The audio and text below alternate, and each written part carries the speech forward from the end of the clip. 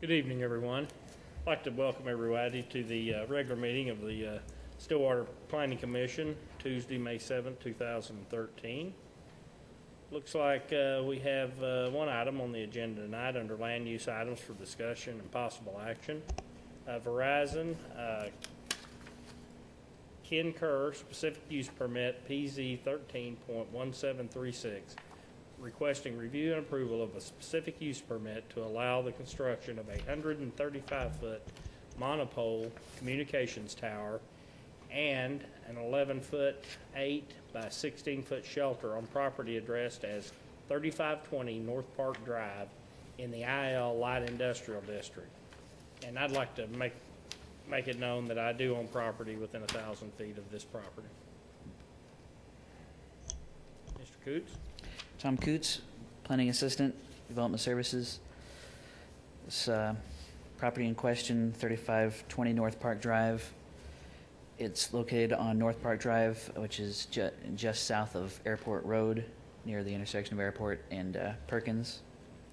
It is zoned IL, which is light industrial. It is surrounded by the same zoning. You might also notice on the map that across to the north, on the north side of Airport Road, we have IG, General Industrial, and then kind of on to the west, have some public zoning, but for the most part, that whole area is zoned industrially.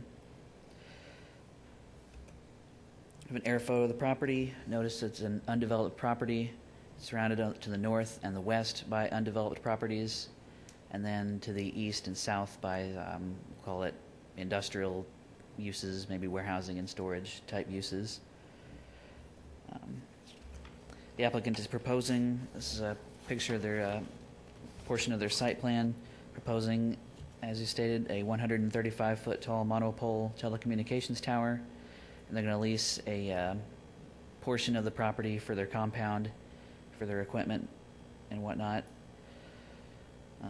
The staff findings include the proposed telecommunications tower use and height increase are allowed with a specific use permit in the IL district.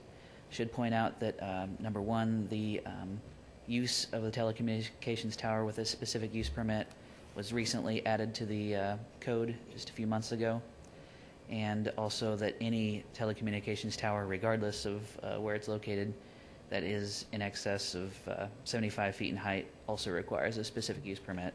Once again, they're proposing a 135-foot tall tower. The C3 comprehensive plan designates the property as industrial. 2 telecommunications towers are located within a half mile of the proposed location, and the applicant has submitted a letter explaining the inability to co-locate the facilities on the existing towers. That's primarily because the existing towers don't meet the height necessary to give them the type of signal boost that they're looking for. So with that, do you have any other questions for me? Any questions for staff at this point? No question. Okay. Thank you, Tom. Okay, we'll go ahead and open up the public hearing. Is there anyone here who would like to speak in favor of this special use permit? And if you would, please state your name and address for us. Yes, my name is Ken Kerr. I'm an attorney for Verizon Wireless. I submitted this application. My address is P.O. Box 720123, Oklahoma City, Oklahoma, zip code 73172. I just have not really a whole lot to follow up with Mr. Coots' explanation. We did obviously try to co-locate on the 2 towers within a half a mile. One of the towers is a one oak tower, which is not really even a telecommunications tower. And the other tower is too short for what we're trying to accomplish in this area. Because of the increase in demand for wireless products and services, we're trying to put a tower in a certain location at a certain height to offload capacity from the towers that are in existence right now. And I've previously submitted a letter from our RF engineer explaining that issue, and also with some propagation maps showing the coverage without the tower and the coverage as it's proposed. And it will help a lot, especially in the future as demand in this area grows. We'll be able to accommodate everyone's needs that live in this area.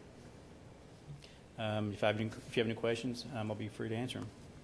Any questions for Mr. Kerr? All right, thank you, Mr. Kerr. Okay, is there anyone else who would like to speak in favor of this special use permit? Okay, is there anyone who would like to speak in opposition to the use permit? Okay, seeing none, we'll close the public hearing.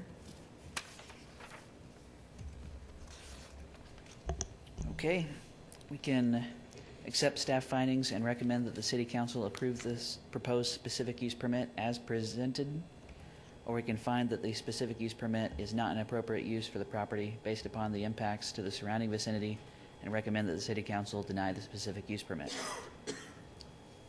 Thank you, Tom. Discussion, commissioners? I have a question. I don't know if it's appropriate for staff. If this were to fall or if a plane hits it, because our city might say that it's okay for it to be there, is there any liability that the city would carry in that concept? No. It's legislative action, so we're immune under the Tort Claims Act.